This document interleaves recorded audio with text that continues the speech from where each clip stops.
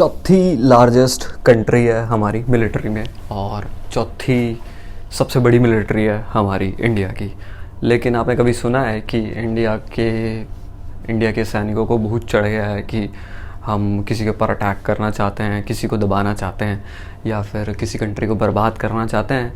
थोड़ा सा ऑड लग रहा है ना। या फिर आपने जैसे दूसरी कंट्री से सुना हो कि किसी कंट्री को आज़ादी की ज़रूरत है और हम उस कंट्री को आज़ादी दिलवाना चाहते हैं या फिर किसी कंट्री के मामलों में इंटरफेयर करना चाहते हैं। नहीं, हम नहीं करते, बिल्कुल भी नहीं करते।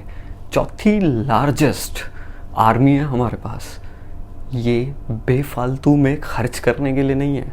ये गांधी का देश है, ये बुद्ध का देश है, गुरु नानक देव का देश है।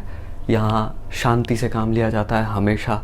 पावर ज़रूर है हमारे पास, लेकिन हमेशा कंट्री ने, हमारे लीडर्स ने जो पॉलिसीज़ बनाई है वो इस तरीके की बनाई कि इस पावर को हम अपने डिफेंस के लिए यूज़ करेंगे। कोई आएगा हमारे दरवाजे पे हमसे भिड़ने के लिए, उससे लड़ने के लिए यूज़ करेंगे। बहुत बार लोग आके दबा करके हमको चले गए।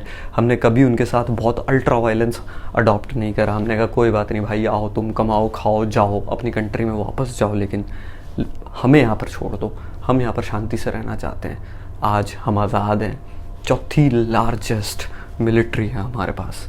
लेकिन इसका मतलब ये नहीं है कि हम अपने जवानों को उठा करके किसी और कंट्री में फेंक देंगे कि जाओ भाई अफ़गानिस्तान में जा कर के मरो, सीरिया में जा कर के मरो, कोरिया में जाके मरो, वियतनाम को आज़ाद करवाओ।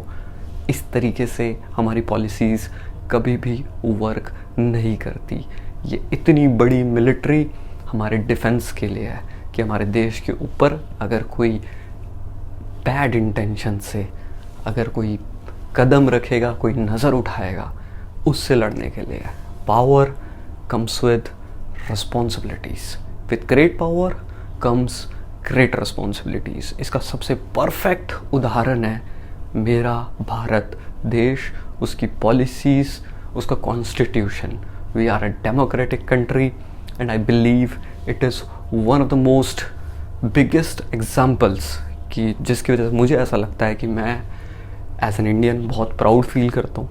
मैं देखता हूँ यूट्यूब पे बाहर के लोग भी आते हैं, वो गेस भी नहीं कर पाते कि टॉप 5 कंट्रीज़ में कौन है। यूएस है, रशिया है, चाइना है, इतनी बड़ी बड़ी मिलिट्री पावर्स हैं, साउथ कोरिया है, इतनी बड़ी मिलिट्री पावर है। चौथे नंबर पे इंडिया है। We are 4th largest military, but it doesn't mean कि हम इसको फ्लॉन्ट करते हैं कि आ जाओ भाई हमसे भिड़ के देख लो। सब कुछ है हमारे पास, नौसेना, थल सेना, वायुसेना, हर एक टाइप का डिफेंस हमारा मजबूत है। लेकिन ये सब कुछ बेफालतू में खर्च करने के लिए नहीं है। ये कंट्री को मजबूत बनाने के लिए है, ये कंट्री को आगे बढ़ाने के लिए, हमारे लिए है। आप यहाँ से जाएंगे कनाडा की आर्मी में भर्ती हो जाएंगे, 10 साल बाद आप देखेंगे कि आप कनाडा की आर्मी में लड़ रहे हैं, इंडिया की आर्मी को छोड़ करके, और कनाडा अपनी पॉलिसीज़ में डाल रहा है कि हमें अब देखो मिडिल ईस्ट में किसी कंट्री पे अटैक करना है, हमें ईरान पे अटैक करना है, या फिर हमें किसी साउथ एशियन कंट्री पे अटैक करना है। आप यूएस चले जाएंगे, यूएस में सेना में भर्ती हो जाएंगे, वहाँ पर भी आपको यही देखने को मिलेगा, कभी वियतनाम से लड़ाई हो रही है, कभी अफ़गानिस्तान से लड़ाई हो रही है।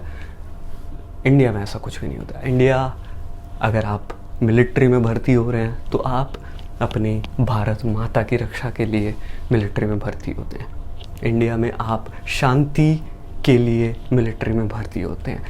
इंडिया की मिलिट्री हाईली डिसिप्लिन्ड मिलिट्री है, और जिस तरीके से हमारी मिलिट्री को संभाला जाता है, जिस तरीके से हमारे जवान ट्रेन होते हैं, हमारे अपने गांव से, शहरों से जो जवान लड़के निकल मिलिट्री को अडॉप्ट करते हैं, रिस्पेक्ट मिलती है उनको, इज्जत मिलती है पूरी कंट्री में। बेफालतू में खर्च करने के लिए कभी भी हमारी कंट्री ने अपने जवानों को आगे नहीं बढ़ाया, ना ही कभी ऐसी पॉलिसीज़ अपनाई कि हमें चाह करके चाइना के लैंड पे कब्ज़ा करना है या पाकिस्तान के लैंड पे कब्ज़ा करना है। But yes, if you will come to us, we will not leave you, we will not spare you, we will kill you all. This was the policy.